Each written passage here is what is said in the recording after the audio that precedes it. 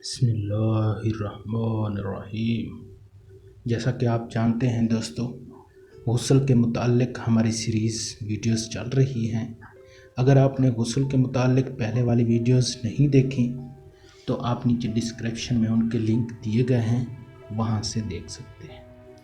آج کی ہماری جو غسل کے متعلق ویڈیو ہے، کب کب غسل کرنا سنت ہے۔ جمعہ المبارک، عید الفطر، بقر عید، عرفے کے دن یعنی 9 ذی الحج الحرام، اور احرام باندھتے وقت نہانا سنت ہے۔ کب کب غسل کرنا مستحب ہے۔ وقوف عرفات، وقوف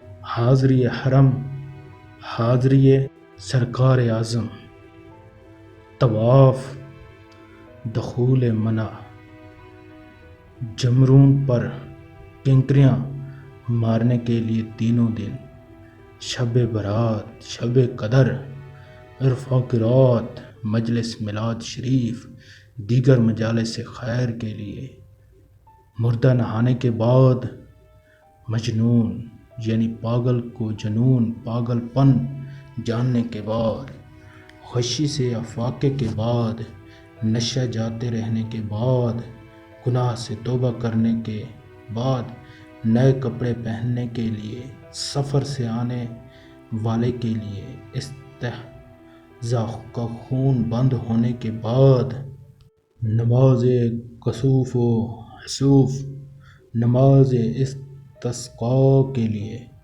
خوف و تاریکی اور سخت آندھی کے لیے، بدن پر نجاست لگی اور یہ معلوم نہ ہوا کہ کس جگہ لگی ہے تو اس کے لیے۔ اللہ اکبر۔